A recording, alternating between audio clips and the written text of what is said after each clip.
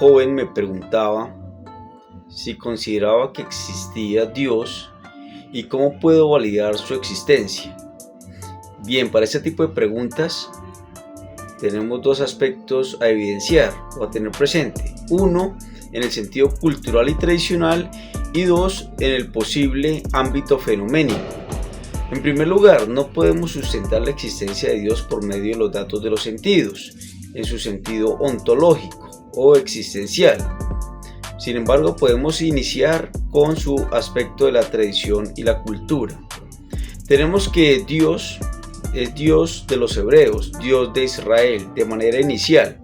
Una promesa que recibió Abraham, pero Abraham lo conocemos como un hombre que pertenecía a Ur de los Caldeos, inicialmente caldeo.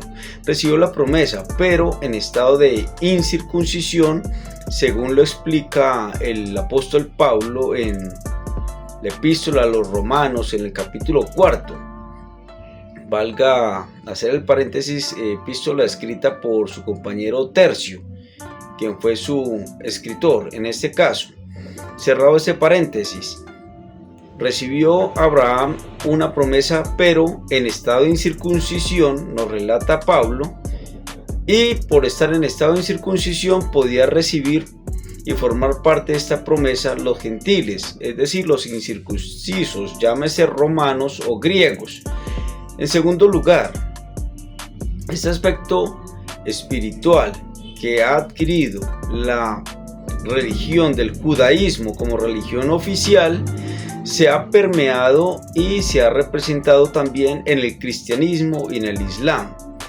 Estas como ramificaciones o subproductos derivados del judaísmo, cuya religión oficial no acepta a Jesús o Jesucristo como el Mesías, el enviado de Dios, porque en este caso ellos como religión oficial aún lo esperan. Sin embargo, en sus ramificaciones, la religión del Islam ha aceptado a Muhammad. Popularmente nosotros los conocemos como Mahoma, pero para el Islam Mahoma no existe este nombre o esta palabra porque no tiene significado, es un concepto occidental. Su nombre real es Muhammad, que significa el alabado. Ahora bien, en el cristianismo se aceptó a Cristo como el Hijo del Dios viviente y el enviado, por consiguiente el Mesías. No así en el judaísmo.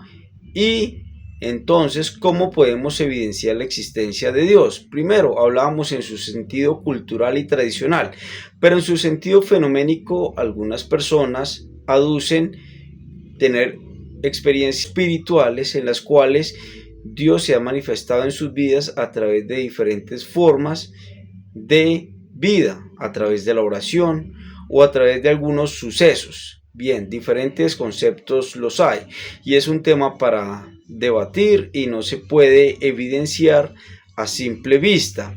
Ahora bien, ¿cómo podemos evidenciar la mejor iglesia de Dios? Esto hablando en términos de fe, pues donde más se manifiesten lo que podemos denominar dones espirituales o que se pongan más en práctica los principios de la moral cristiana.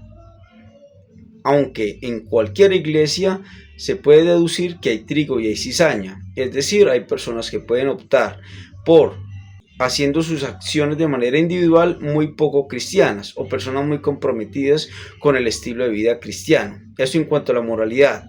Por consiguiente, Dios, para evidenciarlo por medio de los datos de los sentidos, no es viable, pero sí se aduce que es a través de la espiritualidad o en las iglesias donde Dios se ha monopolizado o se ha privatizado. ¿Por qué? Porque en muchas instituciones se aduce que Dios está exclusivamente allí.